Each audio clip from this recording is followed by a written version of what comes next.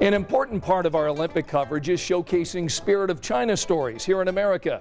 We've had lots of fun showing you the culture, music, and people that we met in San Francisco, Chicago, and New York City. But I also want you to see a serious story tonight because there are many challenges facing these historic neighborhoods.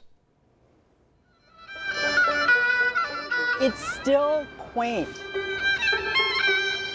It's still a community, and you feel it. When I come to Chinatown, it's just so grounding because it's real and it's charming and it's gritty. The authenticity of Manhattan's Chinatown may also be its greatest vulnerability. Chinatown is trying to recover after a brutal 2 years. You know, I saw all these poor immigrant merchants with no business. So this is a huge impact on Chinatown. Author and New York City resident Grace Young remembers the fear that gripped this neighborhood early in the pandemic.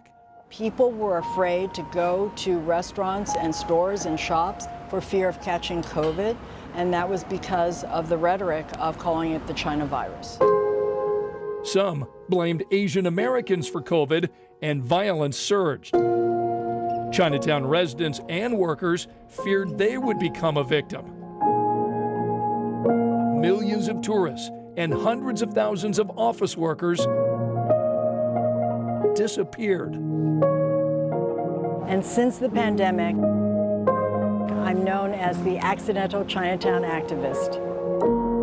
She posted interviews on her Instagram page of shop and restaurant owners struggling to keep their businesses afloat. Well, a lot of people with no choice but to close up. So hopefully everything be well. Some businesses survived.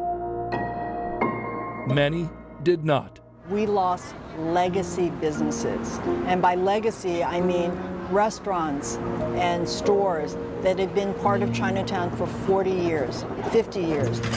Other issues are contributing to the Chinatown challenge. This neighborhood has a rich history, but many of the buildings are old. Unfortunately. And some leaders fear Chinatown lacks jobs for the next generation. You better have very good living conditions, a roof over your shelter. We have a homeless issue. And you want to create job opportunities here that people cannot wait to get out of bed.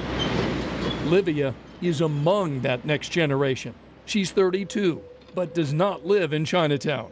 The new immigrants, they have new areas where they congregate, where they would build a much more modern housing. And you have a choice.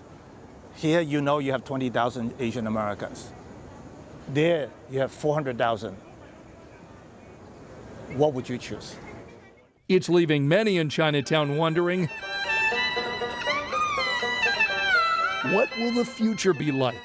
It's so heartbreaking to think that we could lose Chinatown. 94% of the businesses are mom and pop. They're operating like it's the 1950s.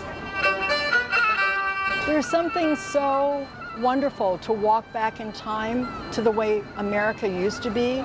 And this is really like hometown America. So if you want to experience America these days, you should go to Chinatown.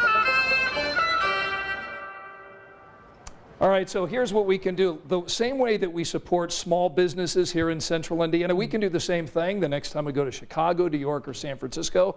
Spend a night in Chinatown, have some dinner there. That supports these mom and pop businesses.